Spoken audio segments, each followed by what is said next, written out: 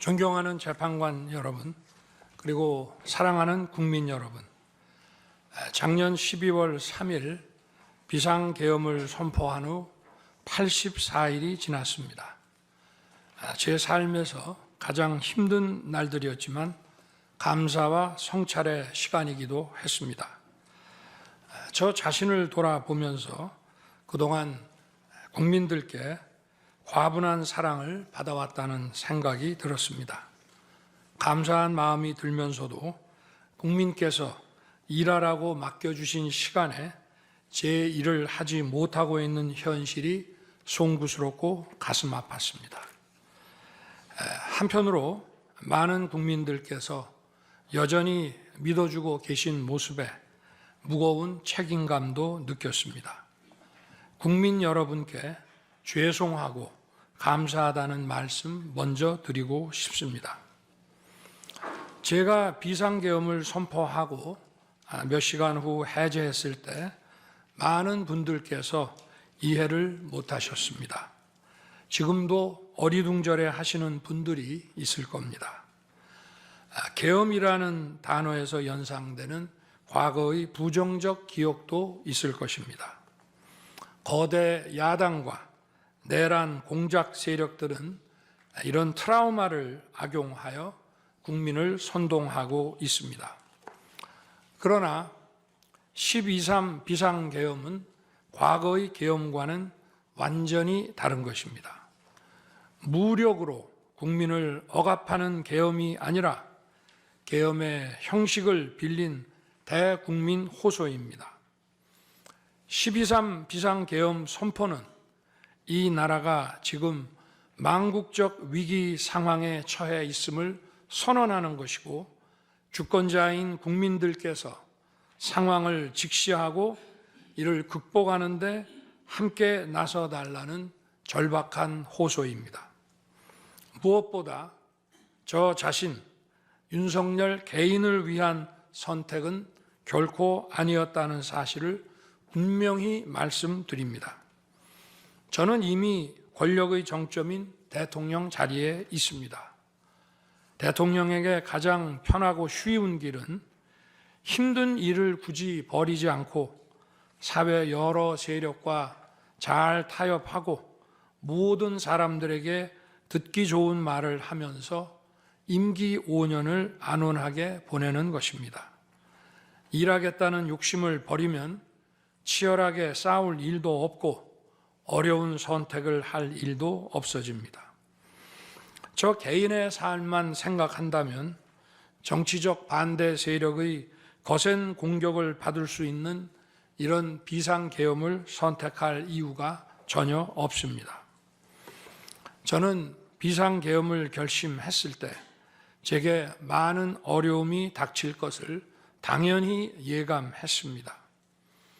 거대 야당은 제가 독재를 하고 집권 연장을 위해 비상계엄을 했다고 주장합니다.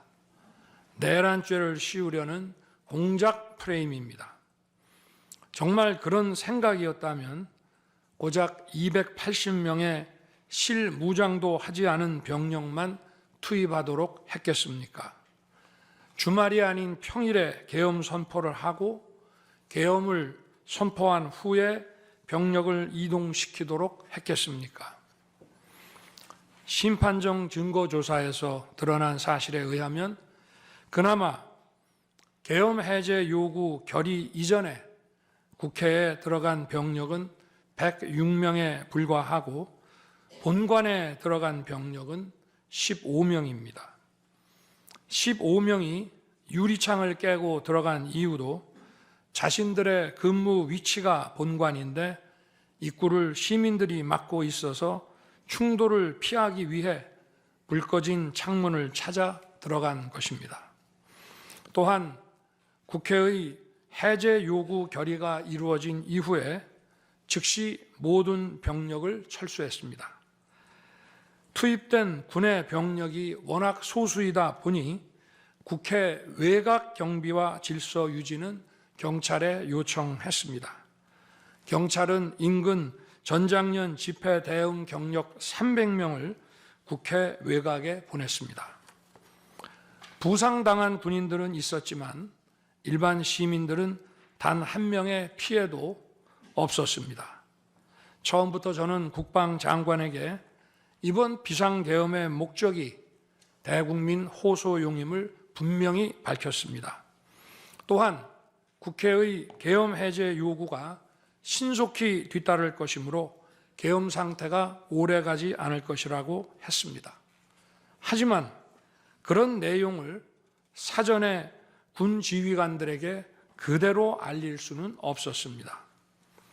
그래서 최소한의 병력을 실무장하지 않은 상태로 투입함으로써 군의 임무를 경비와 질서 유지로 확실하게 제한한 것입니다. 많은 병력이 무장 상태로 투입되면 아무리 조심하고 자제하라고 해도 군중과 충돌하기 쉽습니다. 그런 일이 발생하지 않도록 원천 차단한 것이고 실제 결과도 예상대로였습니다. 제가 소수의 병력, 비무장, 경험 있는 장병 이 세 가지를 장관에게 명확히 지시한 이유입니다. 그런데도 거대 야당은 이것을 내란이라고 주장하고 있습니다. 병력 투입 시간이 불과 2시간도 안 되는데 2시간짜리 내란이라는 것이 있습니까? 방송으로 전 세계, 전 국민에게 시작한다고 알리고 국회가 그만두라 한다고 바로 병력을 철수하고 그만두는 그런 내란을 보셨습니까? 대통령이 국회를 장악하고 내란을 일으키려 했다는 주장은 어떻게든 대통령을 끌어내리기 위한 선동 공작입니다. 대통령의 법적 권한인 계엄 선포에 따라 계엄 사무를 하고 질서 유지 업무를 담당한 공직자들이 이러한 내란무리 공작에 의해 지금 고초를 겪고 있는 모습을 보고 있으면 가슴이 찢어지는 것 같습니다. 이분들이 대통령의 장기 독재를 위해 일을 했겠습니까? 대한민국의 현실에서 이러한 장기 독재를 상상도 할 수 없다는 사실을 잘 아는 사람들이고 이미 자기 분야에서 최고의 위치에 올라 더 바랄 것도 없는 분들입니다. 이분들은 대통령의 법적 권한 행사에 따라 맡은 바 직무를 수행한 것뿐입니다. 헌법재판관 여러분, 그리고 국민 여러분, 대통령의 자리에서 많은 정보를 가지고 국정을 살피다 보면 남들에게는 보이지 않는 것들, 겉으로는 잘 드러나지 않는 문제점들이 많이 보이게 됩니다. 당장은 괜찮아 보여도 얼마 뒤면 큰 위기로 닥칠 일들이 대통령의 시야에는 바로 들어옵니다. 서서히 끓는 솥 안의 개구리처럼 눈앞의 현실을 깨닫지 못한 채 벼랑 끝으로 가고 있는 이 나라의 현실이 보였습니다. 언제 위기가 아닌 때가 있었냐고 하는 분도 있을 겁니다. 그렇지만 그동안의 위기가 돌발 현안 수준이었다면 지금은 국가 존립의 위기, 총체적 시스템의 위기라는 점에서 차원이 완전히 다릅니다. 미국 트럼프 대통령은 취임 첫날 국가 비상사태를 선포하고 군을 투입했습니다. 미국이 국가 비상사태인가에 대한 판단은 다를 수 있습니다. 하지만 불법 체류자와 마약 카르텔 등 당면한 위기에 맞서 국민들을 지키기 위한 대통령의 결단임은 분명해 보입니다. 그렇다면 지금 우리나라의 현실은 어떻습니까? 국가 비상사태가 아니라고 단언할 수 있습니까? 북한을 비롯한 외부 주권 침탈 세력들과 우리 사회 내부의 반국가 세력이 연계하여 국가 안보와 계속성을 심각하게 위협하고 있습니다. 이들은 가짜 뉴스, 여론 조작, 선전선동으로 우리 사회를 갈등과 혼란으로 몰아넣고 있습니다. 당장 2023년 적발된 민주노총 간첩단 사건만 봐도 반국가 세력의 실체를 쉽게 확인할 수 있습니다. 이들은 북한 공작원과 접선하여 직접 지령을 받고 군사시설 정보 등을 북한에 넘겼습니다. 북의 지령에 따라 총파업하고 미국 대통령 방한 반대, 한미연합훈련 반대, 이태원 참사 반정부 시위 활동 등을 펼쳤습니다. 심지어 북한의 지시에 따라 총선과 대선에 개입한 정황도 드러났습니다. 지난 대선 직후에는 대통령 탄핵의 불씨를 지필하면서 구체적인 행동 지령까지 내려왔습니다. 실제로 대통령 당선인이 취임하기도 전인 2022년 3월 26일 윤석열 선제 탄핵 집회가 열렸고, 그때부터 2024년 12월 초까지 무려 178회의 대통령 퇴진 탄핵 집회가 열렸습니다. 이 집회에는 민노총 산하 건설 노조, 언론 노조 등이 참여했고 거대 야당 의원들도 발언대에 올랐습니다. 결국 북한의 지령대로 된 것 아닙니까? 요즘 세상에 간첩이 어디 있냐고 말하는 분들도 있습니다. 하지만 간첩은 없어진 것이 아니라 대한민국의 자유민주주의를 무너뜨리는 체제 전복 활동으로 더욱 진화한 것입니다. 그런데 이러한 간첩 활동을 막는 우리 사회의 방어막은 오히려 약해지고 곳곳에 구멍이 난 상태입니다. 지난 민주당 정권의 입법 강행으로 2024년 1월부터 국정원의 대공수사권이 박탈됐습니다. 간첩단 사건은 노하우가 축적된 기관에서 장기간 치밀하게 수사를 해야 합니다. 그런데 제대로 준비할 시간도 없이 전문성과 경험이 부족한 경찰에 대공수사권이 넘어가 버렸습니다. 간첩이 활개치는 환경이 만들어진 것입니다. 게다가 애써 잡아도 재판이 장기간 방치되는 상황까지 발생하고 있습니다. 현재 재판이 진행 중인 간첩 사건이 민노총 간첩단, 창원 간첩단, 청주 간첩단, 제주 간첩단 등 4건이나 됩니다. 그런데 청주 간첩단 사건은 1심 판결까지 29개월이 넘게 걸렸고, 민노총 간첩단 사건도 1심 판결에 1년 6개월이 걸렸습니다. 이들은 구속기간 만료 후 석방되어 1심 판결로 법정 구속이 될 때까지 버젓이 활보하고 다녔습니다. 현재 창원 간첩단 사건은 2년 가까이 재판이 중단되어 있고, 제주 간첩단 사건도 1년 10개월째 재판이 파행 중입니다. 모두 석방된 상태입니다. 간첩을 잡지도 못하고 잡아도 제대로 처벌도 못하는데 이런 상황이 과연 정상입니까? 그런데도 거대 야당은 민노총을 옹호하기 바쁘고 국정원 대공수사권 박탈에 이어 국가보안법 폐지까지 주장하고 있습니다. 경찰의 대공수사에 쓰이는 특활비마저 전액 삭감해서 영원으로 만들었습니다. 한마디로 간첩을 잡지 말라는 것입니다. 작년에는 중국인들이 드론을 띄워 우리 군사기지, 국정원, 국제공항과 국내 미군 군사시설을 촬영하다 연이어 적발되었습니다. 이들을 간첩죄로 처벌하기 위해서는 법률을 개정해야 하는데 거대 야당이 완강히 거부하고 있습니다. 국가 핵심 기술을 유출하는 산업 스파이도 최근 급증하고 있습니다.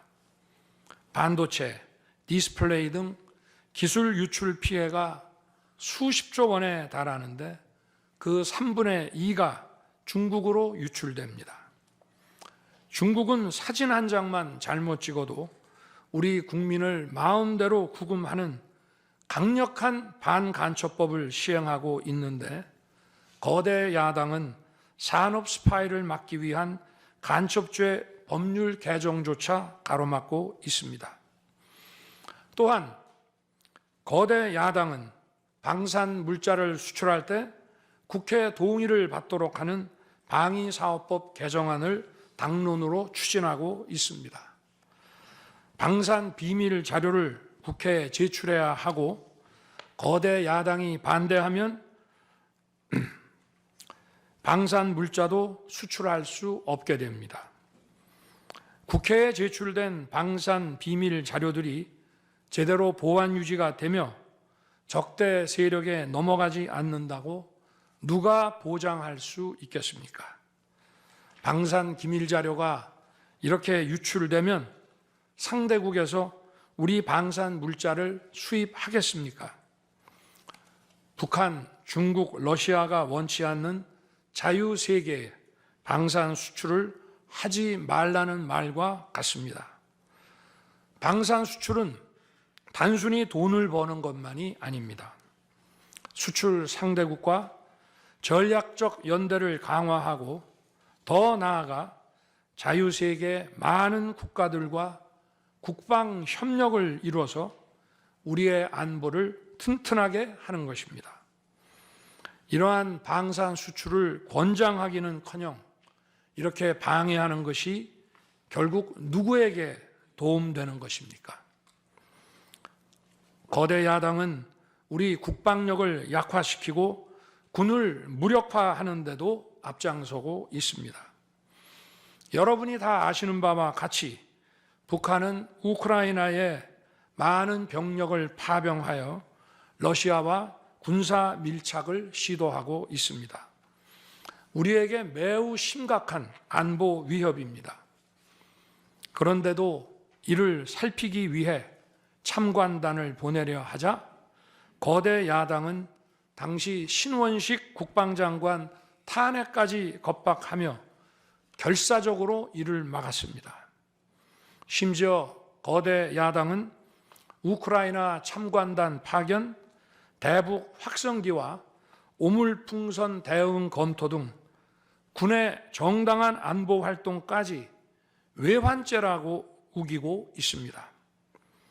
국가와 국민의 안전을 지키려는 대통령을 전쟁광이라고 비난하고 북핵 위협에 대응하는 한미일 합동훈련을 극단적 친일 행위라고 매도했습니다. 1차 대통령 탄핵 소추안에는 북중러를 적대시하는 것이 탄핵 사유라고 명기했습니다. 190석에 달하는 무소불위의 거대 야당이 우리나라와 우리 국민 편이 아니라 북중러의 편에 서 있는 것입니다. 이러한 상황이 국가 위기 상황이 아니면 뭐란 말입니까? 이뿐이 아닙니다. 거대 야당은 핵심 국방 예산을 삭감하여 우리 군을 무력화하려 하고 있습니다. 거대 야당은 전체 예산 가운데 겨우 0.65%만 깎았을 뿐이라고 주장합니다. 그러나 그 0.65%가 어디냐가 중요한 것입니다. 마치 사람의 두 눈을 빼놓고 몸 전체에서 겨우 눈알 2개 뺐다고 말하는 것과 같은 얘기입니다. 거대 야당이 삭감한 국방 예산은 우리 군의 눈알과 같은 예산입니다. 북한 핵과 미사일 기지를 선제 타격하는 키일체인의 핵심인 정찰 자산 예산을 대폭 삭감했습니다.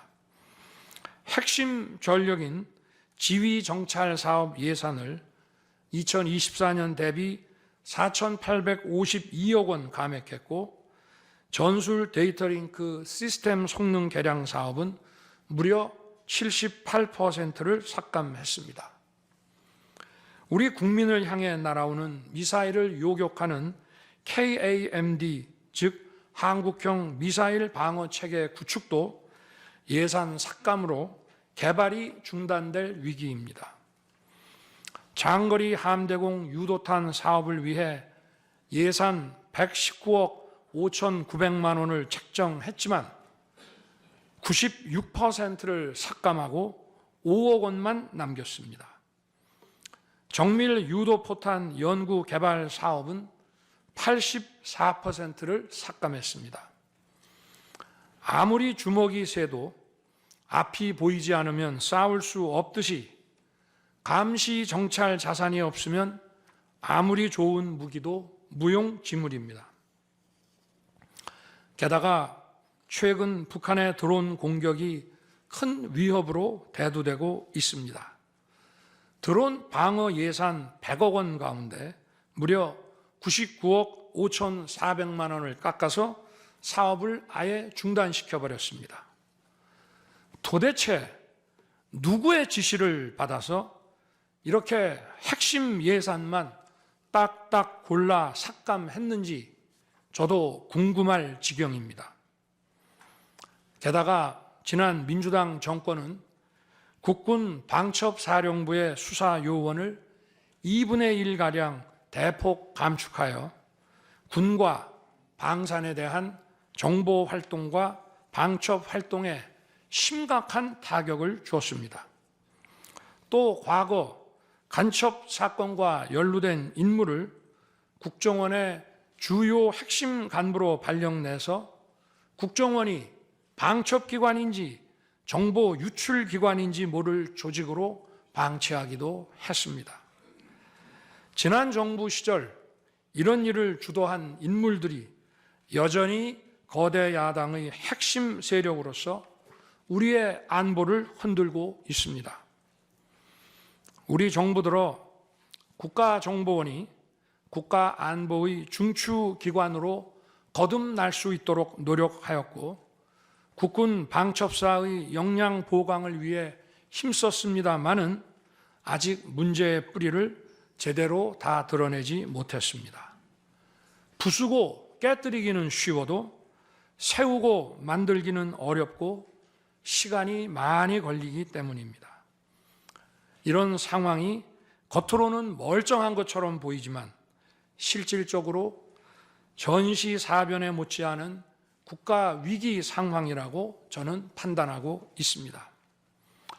거대 야당은 야당에 대한 대통령의 인식을 탓하기 전에 공당으로서 국가에 대한 책임 있는 자세와 신뢰를 보여주는 게 우선이라고 저는 생각합니다.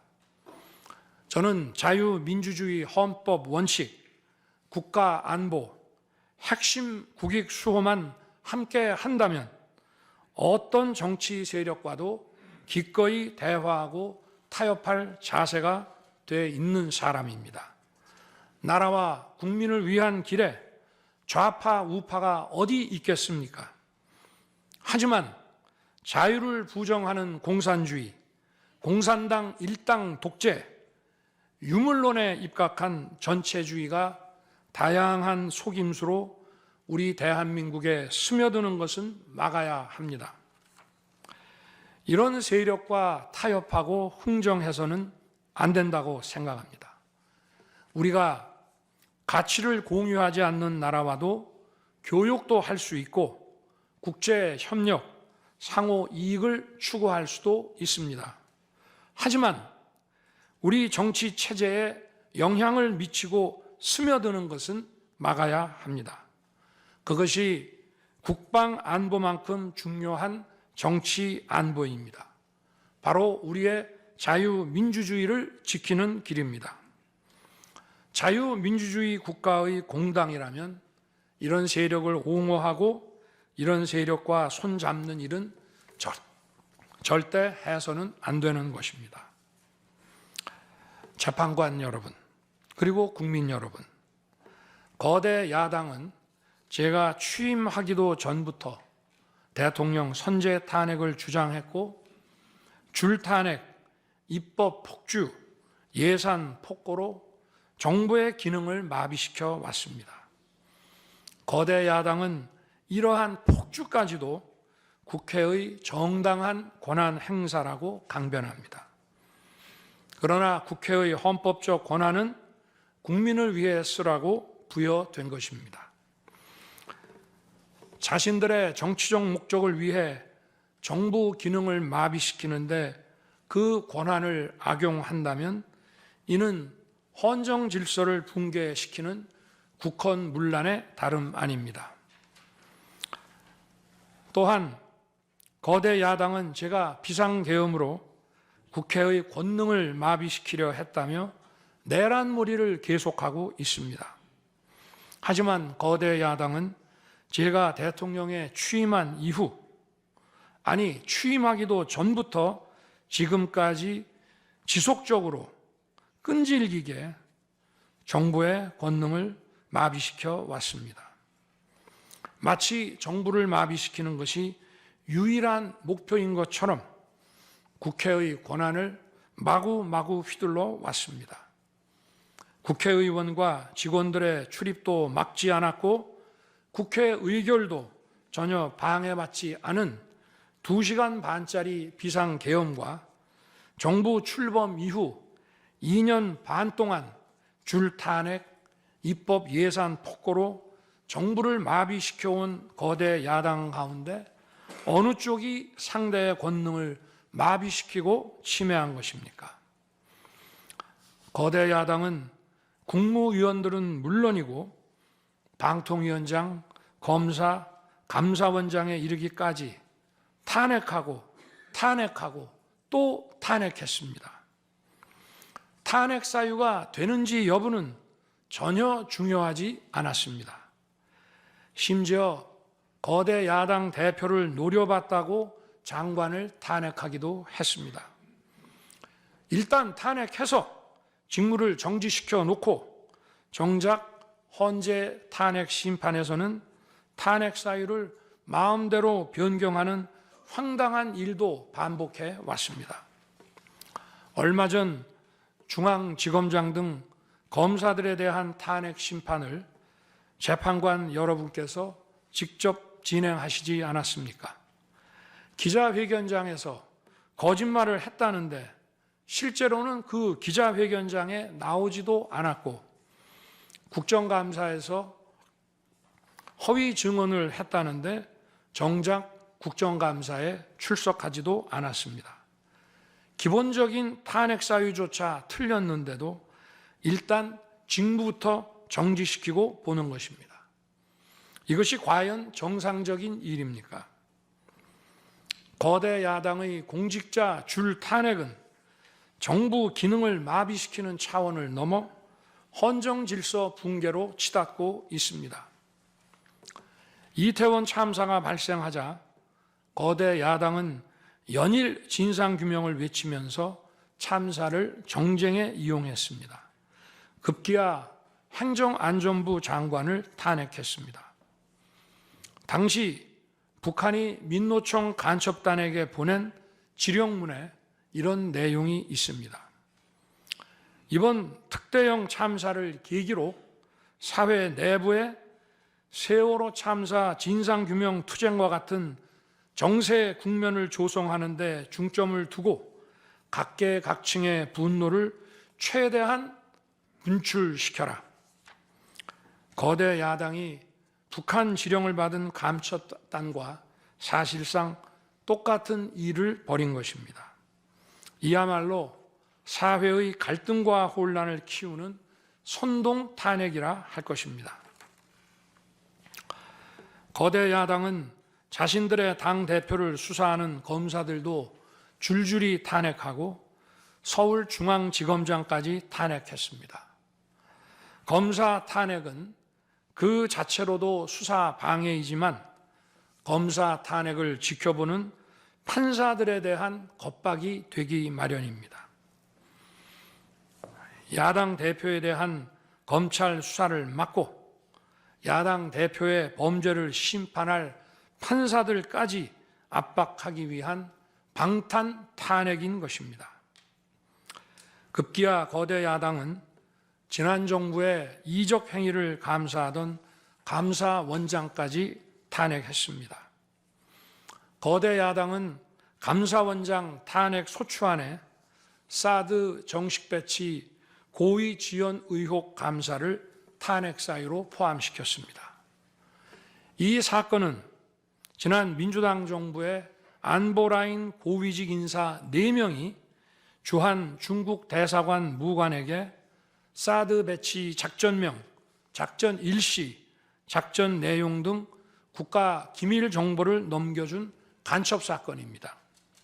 감사원은 이를 적발하고 검찰에 수사 의뢰하는 등 감사 조치를 진행하였는데 이것이 탄핵 사유라는 것입니다. 자신들의 간첩 행위를 무마하기 위한 이적 탄핵이 아닐 수 없습니다.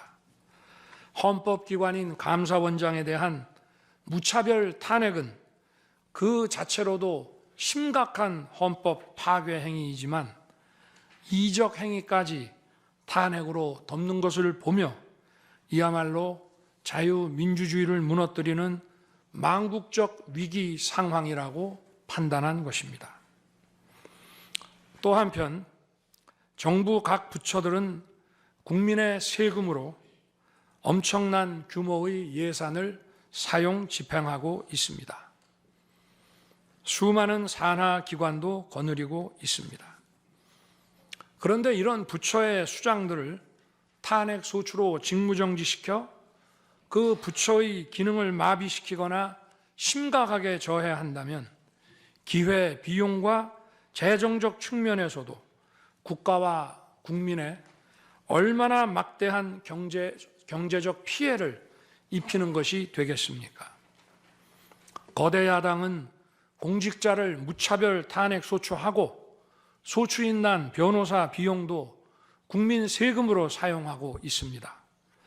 그렇지만 억울하게 탄핵 소추된 공직자들은 직무가 정지된 상황에서 자기 개인 자금으로 변호사 비용까지 조달해야 합니다. 정부 공직자들은 거대 야당의 이러한 폭거에 한없이 위축될 수밖에 없습니다. 이처럼 거대 야당은 선동 탄핵, 방탄 탄핵, 이적 탄핵으로 대한민국을 무너뜨리고 있습니다.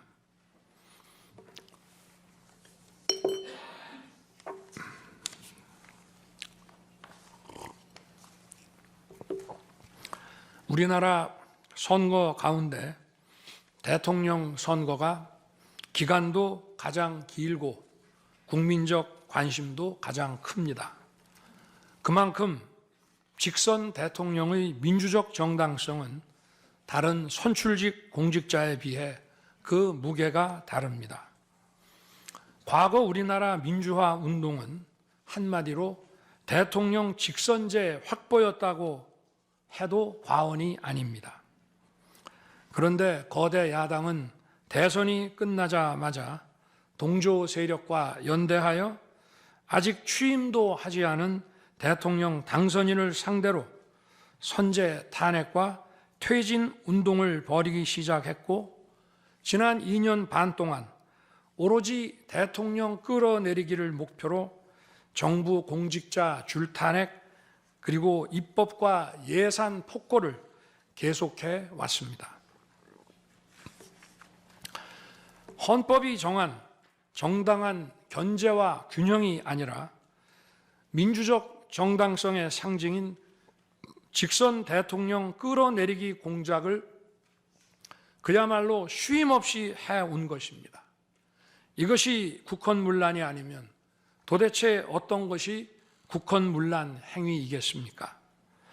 뿐만 아니라 거대 야당의 이런 지속적 국헌문란 행위는 국가 정체성과 대외 관계에 있어서 자유민주주의 헌법 정신과 동떨어진 인식에 기반하고 있다고 저는 생각합니다. 따라서 직선 대통령을 끌어내리기 위한 줄탄핵, 입법 예산 폭거는 어느 면으로 보나 자유민주주의 헌정질서 파괴 목표로 하고 있다고 하겠습니다. 흔히들 대통령 중심제 권력구조를 가지고 제왕적 대통령제라고 합니다. 그러나 지금 우리나라는 제왕적 대통령이 아니라 제왕적 거대 야당의 시대입니다. 그리고 제왕적 거대 야당의 폭주가, 그 독재가 대한민국의 존립 위기를 불러오고 있습니다. 계엄 이후 벌어진 일들만 보아도 모두 잘 알 수 있지 않겠습니까? 제가 정말 제왕적 대통령이라면 공수처, 경찰, 검찰이 앞다퉈서 저를 수사하겠다고 나서고 내란죄 수사권도 없는 공수처가 영장 쇼핑, 공문서 위조까지 해가면서 저를 체포할 수 있겠습니까? 저 역시도 수사 업무에 26년간 종사한 사람이지만 이렇게 여러 수사기관들이 무차별적으로 한 사건에 달려드는 꼴은 본 적이 없습니다. 비상계엄에 투입된 군 병력이 총 570명에 불과한데 불법적으로 대통령 한 사람 체포하겠다고 대통령 관저에 3, 4천 명이 넘는 경찰력을 동원했습니다. 대통령과 거대 야당 가운데 어느 쪽이 제왕적 권력을 휘두르며 이 나라의 헌정 질서를 무너뜨리고 있습니까? 제가 비상계엄을 결단한 이유는 이 나라의 절체절명의 위기를 더 이상 방치할 수 없다는 절박함 그것이었습니다. 저는 주권자인 국민들께 이러한 거대 야당의 반국가적 패악을 알리고 국민들께서 매서운 감시와 비판으로 이를 제발 멈춰달라고 호소하고자 했습니다. 국정마비와 자유민주주의 붕괴를 막고 국가 기능을 정상화하기 위해 절박한 심정으로 계엄을 선포한 것입니다. 12.3 비상계엄의 선포는 국가가 위기 상황과 비상사태에 처해 있음을 선언한 것입니다. 국민을 억압하고 기본권을 제한하려는 것이 아니라 주권자인 국민께서 비상사태 극복에 직접 나주십사 하는 간절한 호소입니다. 그런데 거대 야당은 제가 국회의 요구에 따라 계엄을 해제한 그날부터 탄핵 시동을 걸었습니다. 하지만 비상계엄은 범죄가 아니고 국가 위기를 극복하기 위한 대통령의 합법적 권한 행사입니다. 저는 긴급 국무회의를 거쳐 방송을 통해 비상계엄을 선포했고 그 과정에서 거대 야당의 국회 독재가 망국적 위기를 초래하였다고 했기 때문에 많은 사람들이 국회로 몰려들 것이었고 계엄 상황에서 질서 유지를 위해 국회에 최소한의 병력을 투입했으며 국회가 해제 요구 결의를 하자 즉각 병력을 철수하고 국무회의를 소집해서 계엄을 해제했습니다. 다 알고 계시다시피 2023년 중앙선관위를 포함한 국가기관들이 북한에 의해 심각한 해킹을 당했습니다. 중앙선관위는 이 같은 사실을 국가정보원으로부터 통보받고도 다른 국가기관과 달리 점검에 제대로 응하지 않았습니다.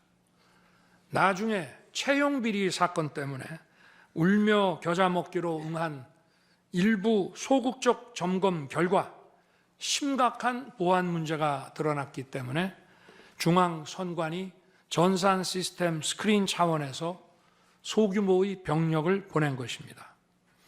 선거의 공정과 직결되는 중앙선관위의 전산 시스템 보안 문제는 우리 자유민주주의 체제의 핵심 공공재이자 공공자산을 지키는 일입니다. 더구나 그동안의 선거 소송에서 드러난 다량의 가짜 부정투표 용지, 그리고 투표 결과가 도저히 납득하기 어렵다는 통계학과 수리과학적 논거 등에 비추어 중앙선관위의 전산 시스템에 대한 투명한 점검 필요성이 꾸준히 제기되어 왔습니다. 이런 조치들의 어떤 부분이 내란이고 범죄라는 것인지 도대체 이해할 수가 없습니다. 비상계엄이라는 것 자체가 불법이라면 계엄법은 왜 있으며 합동참모본부의 계엄관은 왜 존재하겠습니까? 재판관 여러분, 그리고 국민 여러분, 저는 2021년 6월 29일 처음으로 정치 참여를 선언했습니다. 대통령이라는 자리가 영광의 길이 아니라 형극의 길이라는 사실은 이미 잘 알고 있었습니다. 또 대통령직을 아주 가까이에서 지켜보신 어떤 분은 우리나라 대통령직은 저주의 길이라면서 만류하시기도 했습니다. 그러나 자유민주주의라는 헌정 질서가 무너지고 있는 상황에서 나라를 지키고 싶어 정치를 시작했습니다. 그때 정치 참여를 선언하면서 국민께 드린 약속이 있습니다. 우리의 미래를 짊어질 청년들, 국가를 위해 희생하신 분들, 산업화에 일생을 바친 분들, 나라의 민주화에 헌신하고도 묵묵히 생업에 종사하며 살아가시는 분들, 성실하게 세금을 내시는 분들, 이런 분들이 분노하지 않는 나라를 만들겠다는 약속이었습니다. 그리고 청년들이 마음껏 뛰는 역동적인 나라, 창의와 자유가 넘치는 혁신의 나라, 약자가 기죽지 않은 따뜻한 나라, 국제사회와 가치를 공유하고 책임을 다하는 나라를 만들겠다고 국민께 약속드렸습니다. 거대 의석과 이권 카르텔이 나라의 주인 노릇을 하는데 맞서 국민들에게 빼앗긴 주권을 되찾아 드리겠다고 약속했습니다. 그날 이후 지금까지 단 한순간도 이 약속을 잊은 적이 없습니다. 국민의 선택을 받아 대통령이 된 후 이 약속을 지키기 위해 쉼없이 노력하고 또 노력했습니다. 무엇 하나 쉬운 일이 없었습니다. 글로벌 복합 위기로 인한 대외 환경의 어려움이 계속됐습니다. 지난 민주당 정부의 잘못된 소주성 정책과 부동산 정책은 우리 경제와 민생의 문제를 풀어가는데 계속 발목을 잡았습니다. 하지만 어떤 문제라도 노력하면 풀어낼 수 있다고 믿었고 실제로 우리 기업, 우리 국민과 함께 뛰면서 하나하나 문제를 해결할 수 있었습니다. 기쁘고 보람 있는 일도 많았고 부족하고 아쉬운 일도 있었습니다. 무엇보다 국가 안보와 국민 안전을 지키는 제복 입은 공직자에 대한 처우 개선 추진이 보람된 일이었습니다. 지난 민주당 정권은 반일 선동에만 열을 올렸지만 우리 정부에서는 1인당 GDP가 일본을 앞질렀고 우리 인구의 2배 반이 넘는 경제 강국 일본과 수출액 차이가 작년에는 불과 수십억 불 규모로 좁혀졌습니다. 20년 전에 비해 100분의 1, 지난 민주당 정부에 비해 수십분의 1로 줄어든 것입니다. 또 작년에 30번이나 열었던 전국 순회 민생 토론의 기억이 많이 납니다. 국민의 어려움을 직접 듣고 많은 일을 현장에서 해결해 드리면서 국민과 같이 웃기도 했고 같이 울기도 했습니다. 수도권, 영남, 호남, 충청, 강원, 제주까지 전국 모든 지역을 다니면서 지역 발전 방안을 함께 고민했습니다. 우리 국민들께서 전국 어디에 사시든 공정한 기회를 누리며 행복하게 살 수 있도록 만들어서 진정한 국민 통합을 이루고 싶었습니다. 다시 그렇게 일할 기회가 있을까 마음이 아립니다. 1박 4일의 살인적 일정으로 미국에 가서 한미일 캠프 데이비드 선언을 발표했을 때는 보람이 컸고 정말 마음이 든든했습니다. 방산 수출에 물꼬를 트고 팀 코리아가 체코 원전 건설 사업의 우선 협상 대상자로 선정됐을 때에는 어린아이같이 기뻤습니다. 아쉬웠던 순간도 떠오릅니다. 기업과 국민들에게 꼭 필요한 법안들은 하염없이 뒤로 밀어놓고 거부권을 행사할 수밖에 없는 위헌적 법안, 핵심 국익에 반하는 법안들이 야당 단독으로 국회에서 일사천리 통과될 때에는 답답했습니다. 국방, 치안, 민생을 위해 꼭 필요한 아킬레스건 예산들이 삭감됐을 때에는 막막했습니다. 지금 저는 잠시 멈춰서 있지만 많은 국민들, 특히 우리 청년들이 지금 대한민국이 처한 상황을 직시하고 스스로 주권을 되찾고 나라를 지키기 위해 나서고 있습니다. 비상계엄의 목적이 망국적 위기 상황을 알리고 헌법 제정 권력인 주권자들께서 나서 주시기를 호소하는 것이었는데 이것만으로도 비상계엄의 목적이 상당 부분 이루어졌다고 생각하게 됩니다. 저의 진심을 이해해 주시는 우리 국민과 청년들에게 진심으로 감사 말씀을 드리고 싶습니다. 제가 직무에 복귀하게 되면 나중에 또다시 계엄을 선포할 것이라는 터무니없는 얘기도 있습니다. 계엄의 형식을 빌린 대국민 호소로 이미 많은 국민과 청년들께서 나라의 상황을 직시하고 나라 지키기에 나서고 계신데 그런 일을 또 할 이유가 있겠습니까? 결코 그런 일은 없을 것입니다.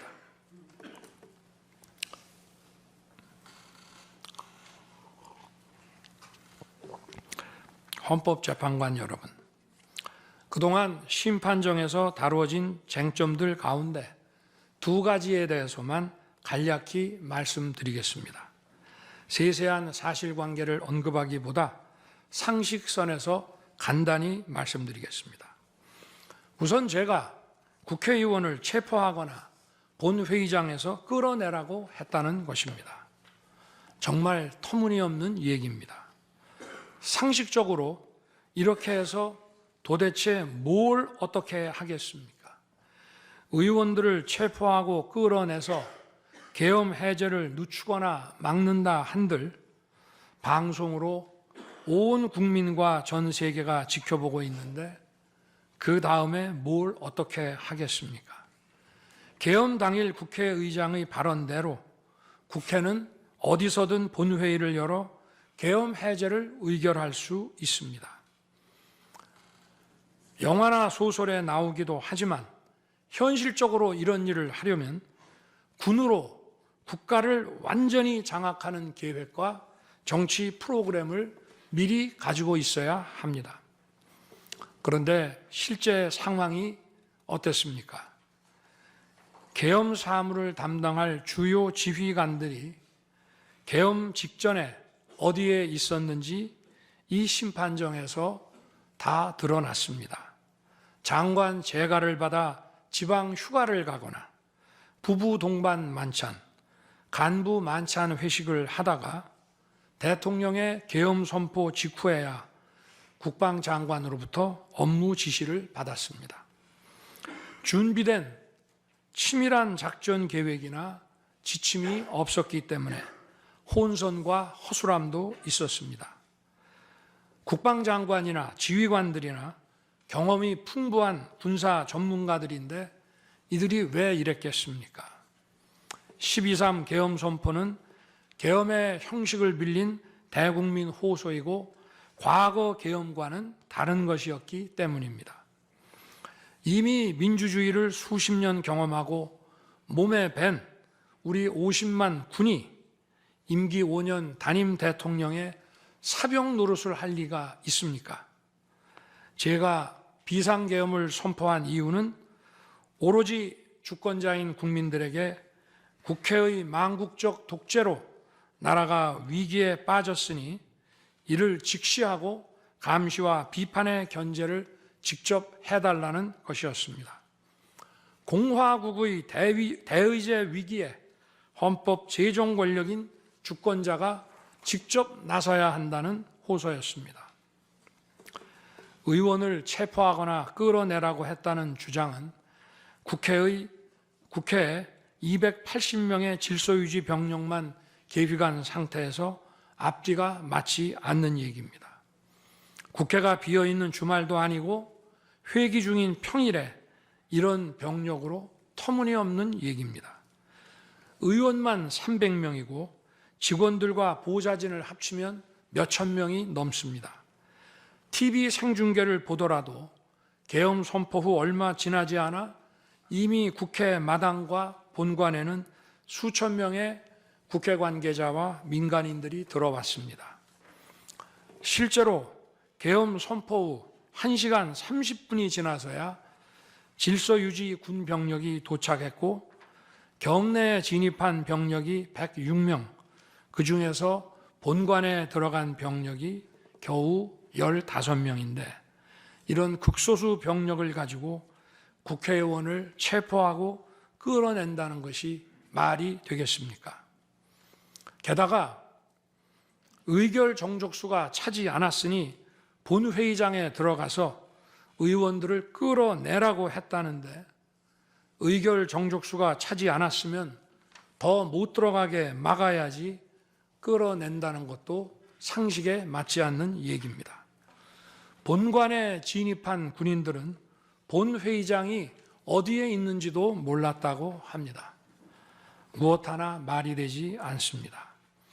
단 한 사람도 끌려 나오거나 체포된 일이 없었으며 군인이 민간인들에게 폭행당한 일은 있어도 민간인을 폭행하거나 위해를 가한 일은 한 건도 없었습니다. 실제로 일어나지도 않았고 일어날 수도 없는 불가능한 일에 대해 이런 주장을 하는 것은 지난번에도 말씀드렸지만 그야말로 호수 위에 비친 달빛을 건져내려는 것과 같은 허황된 것입니다. 거대 야당은 대통령의 헌법상 권한에 기해 선포된 계엄을 불법 내란으로 둔갑시켜 탄핵 소추를 성공시켰습니다. 그리고는 헌재 심판에서는 탄핵 사유에서 내란을 삭제했습니다. 그야말로 초유의 사기 탄핵이 아닐 수 없습니다. 내란이냐 아니냐는 긴 시간의 복잡한 심리를 통해 가려지는 게 아닙니다. 내란이냐 아니냐는 판례에서 보듯이 실제 일어난 일과 진행된 과정에서 드러난 결과로 누구나 쉽게 바로 알 수 있어야 내란이 되는 것입니다. 거대 야당과 소추단이 헌재 심판 대상에서 내란을 삭제한 이유는 심판의 심리 시간을 단축시키려는 것이 아니라 내란의 실체가 없기 때문입니다. 더구나 12.3 계엄은 발령부터 해제까지 역사상 가장 빨리 종결된 계엄입니다. 그러다 보니 계엄사령부 조직도 구성되지 못했고 예하 수사본부 조직도 전혀 만들어지지 못한 채 그냥 계엄이 종료됐습니다. 비상계엄 국무회의에 대해 간단히 말씀드리겠습니다. 계엄 당일 국무회의는 국무회의로 보기 어렵다는 주장이 있습니다. 그런데 국무회의를 할 것이 아니었다면 도대체 12월 3일 밤에 국무위원들이 대통령실에 온 이유를 오히려 제가 묻고 싶습니다. 국무회의가 아니라 간담회 정도였다는 주장도 있습니다만 그날이 간담회를 할 상황은 아닙니다. 간담회는 의사 정족수도 없는데 국무회의 의사 정족수가 찰 때까지 왜 기다렸겠습니까? 당일 저녁 8시 반부터 국무위원들이 차례로 오기 시작했고 저는 비상계엄에 대해 설명하고 국방장관은 계엄의 개요가 기재된 비상계엄 선포문을 나눠줬습니다. 국무위원들은 경제적, 외교적으로 어려움이 있다고 우려했고 저는 대통령으로서 각 부처를 관장하는 국무위원들의 생각과 다른 생각을 가지고 있으며 국가가 비상 상황이고 비상한 조치가 필요함을 설명했습니다. 그리고 각 부처 장관의 우려사항, 예를 들어 경제부총리의 금융시장 혼란 우려와 외교장관의 우방국 관계 우려는 제가 걱정하지 말라고 했습니다. 국무위원들이 과거의 계엄을 연상하고 있는 상황에서 저는 그냥 걱정하지 말라고 할 수밖에 없었습니다. 의사 정족수 충족 이후 국무회의 시간은 5분이었지만 그 이전에 충분히 논의를 한 것입니다. 다음 날 새벽 해제 국무회의는 소요 시간이 단 1분이었습니다. 실제 정례 주례 국무회의 경우에도 모두와 마무리 발언 등을 하고 많은 안건을 다루기 때문에 1시간가량 걸리지만 개별 안건의 심의 시간은 극히 짧습니다. 또한 비상계엄을 위한 국무회의를 정례 주례 국무회의처럼 하기는 어렵습니다. 보안 유지가 중요하고 그렇게 해야 혼란도 줄이고 질서 유지 병력도 최소화할 수 있기 때문입니다. 이상민 전 행안부 장관은 지난 심판정에서 그동안 국무회의를 100여 차례 참석했지만 이번 국무회의처럼 실질적으로 열띤 토론이나 의사 전달이 있었던 것은 처음이라고 했습니다. 국무회의 배석을 위해 비서실장과 안보실장도 통상처럼 대통령실로 나오도록 했고 국가 안보의 문제이기도 해서 국정원장도 참석시켰습니다. 1993년 8월 13일 김영삼 대통령께서 긴급 재정경제명령으로 금융실명제를 발표했을 때도 국무위원들은 소집 직전까지 발표한다는 사실 자체를 몰랐고 국무회의록도 사후에 작성됐습니다. 그때 상황은 이인재 당시 노동부 장관께서 이미 공개적으로 설명한 바 있습니다. 그러나 아무도 이를 두고 국무회의가 없었다고 하지 않았고 당시 헌법재판소는 긴급명령 발동을 모두 합헌이라고 결정했습니다. 그 밖에 여러 쟁점들에 대해서는 변호인단의 변론으로 가름하겠습니다. 재판관 여러분, 그리고 국민 여러분, 저는 언젠가 해야 하고 누군가 해야 하는 일이라면 지금 제가 하겠다는 마음으로 대통령직을 수행해 왔습니다. 그래서 임기 전반부 동안 역대 정부들이 표를 잃을까 봐 하지 못했던 교육, 노동, 연금의 3대 개혁을 중심으로 국정개혁 과제를 과감하게 추진했습니다. 30년 동안 지지부진했던 유보 통합의 첫걸음을 떼었고 늘봄 학교와 융복합 고등교육, 그리고 지역 산업과의 연계 강화를 위한 과감한 권한 이전 등 교육개혁의 기틀을 마련했습니다. 노사 법치의 틀을 새롭게 세우고 4차 산업혁명 시대에 적응하기 위한 노동 유연화와 노동 보호의 개혁 물꼬도 텄습니다.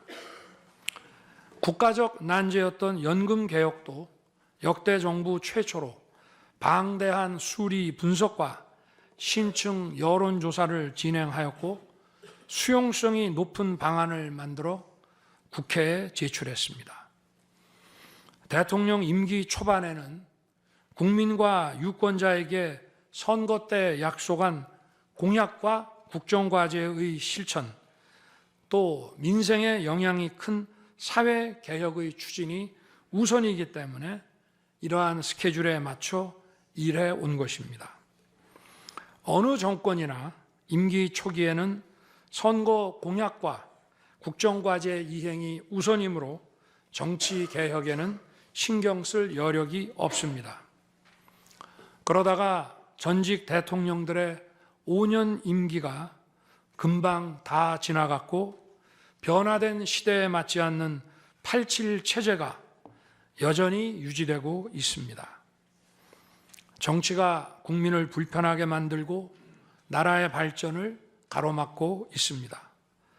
또 국가의 미래를 결정하는 일에 미래의 주역인 청년들이 참여할 수 있도록 정치와 행정의 문턱이 더 낮춰져야 합니다. 제가 직무에 복귀하게 된다면 먼저 87 체제를 우리 몸에 맞추고 미래 세대에게 제대로 된 나라를 물려주기 위한 개헌과 정치개혁의 추진에 후반부를 집중하려고 합니다. 저는 이미 대통령직을 시작할 때부터 임기 중반 이후에는 개헌과 선거제 등 정치개혁을 추진하겠다는 계획을 가지고 있었습니다. 현직 대통령의 희생과 결단 없이는 개헌과 정치개혁을 할 수 없습니다. 그래서 내가 이것을 해내자고 생각했던 것입니다. 저는 여러 전직 대통령들이 후보 시절 공약하고도 이행하지 못한 청와대 국민 반환도 당선 직후 즉시 추진하고 이행한 바 있습니다.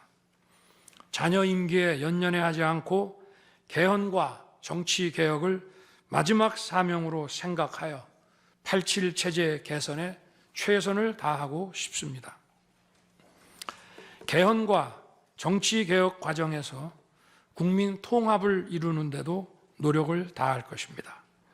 결국 국민 통합은 헌법과 헌법 가치를 통해 이루어지는 만큼 개헌과 정치개혁이 올바르게 추진된다면 그 과정에서 갈라지고 분열된 국민들이 통합될 것이라고 믿습니다. 그렇게 되면 현행 헌법상 자녀 임기에 연연해야 할 이유가 없고 오히려 제게는 크나큰 영광이라고 생각합니다. 그리고 국정 업무에 대해서는 급변하는 국제 정세와 글로벌 복합 위기 상황을 감안하여 대통령은 대외 관계에 치중하고 국내 문제는 총리에게 대폭 위임할 생각입니다. 우리 경제는 다른 어느 나라보다 대외 의존도가 높습니다. 특히 미 트럼프 행정부 출범 이후 국제 질서의 급변과 글로벌 경제 안보의 불확실성에 크게 영향을 받을 수밖에 없습니다. 지금 우리가 국가 노선을 어떻게 선택하느냐에 따라 이 위기가 기회가 될 수도 있고 돌이킬 수 없는 재앙을 맞을 수도 있습니다. 글로벌 중추 외교 기조로 역대 가장 강력한 한미 동맹을 구축하고 한미일 협력을 이끌어낸 경험으로 대외 관계에서 국익을 지키는 일에 매진하고 싶습니다. 임기 전반기에도 지방시다위원회와 국민통합위원회를 통해 지역별, 세대별, 계층별 통합을 위해 노력해 왔지만 앞으로도 국민을 하나로 묶고 국가 전체의 시너지를 올리는 국민 통합에 더욱 노력할 것입니다. 존경하는 헌법재판관 여러분, 먼저 촉박한 일정의 탄핵 심판이었지만 충실한 심리에 애써주신 재판관님들께 깊이 감사드립니다. 이번 심리는 내란 탄핵으로 소추한 후 심판 대상에서 내란을 삭제한 소추단 측이 제시한 쟁점 위주로 이루어지게 됐습니다. 그러다 보니 제가 12.3 비상계엄을 선포한 이유와 그 불가피성에 대해서는 충분히 설명드릴 기회가 부족했다고 생각합니다. 서면으로 성실하게 관련 자료를 제출하였으니 대통령으로서 고뇌의 결단을 한 이유를 깊이 생각해 주시기 바랍니다. 또 많은 국가 기밀 정보를 다루는 대통령으로서 재판관님들께 모두 설명드릴 수 없는 부분에까지 재판관님들의 지혜와 해안이 미칠 것이라 믿습니다. 다시 한번 재판관님들의 노고에 감사드립니다. 그리고 사랑하는 대한민국 국민 여러분, 국가와 국민을 위한 계엄이었지만 그 과정에서 소중한 국민 여러분께 혼란과 불편을 끼쳐드린 점 진심으로 죄송스럽게 생각합니다. 저의 구속 과정에서 벌어진 일들로 어려운 상황에 처한 청년들도 있습니다. 옳고 그름에 앞서서 너무나 마음이 아프고 미안합니다. 정말 미안한 생각을 가지고 있습니다. 저는 대통령에 출마할 때 나라를 위해 목숨을 바치겠다고 결심했습니다. 지난 12.3 계엄과 탄핵소추 이후 엄동설안에 저를 지키겠다고 거리로 나선 국민들을 보았습니다. 저를 비판하고 질책하는 국민들의 목소리도 들었습니다. 서로 다른 주장을 하고 있지만 모두 대한민국을 사랑하는 마음이라고 생각합니다. 부족한 저를 지금까지 믿어주시고 응원을 보내주고 계신 국민 여러분께 진심으로 감사드립니다. 저의 잘못을 꾸짖는 국민의 질책도 가슴에 깊이 새기겠습니다. 그리고 이 모든 과정이 새로운 대한민국으로 도약하는 디딤돌이 될 수 있도록 최선을 다하겠습니다. 감사합니다.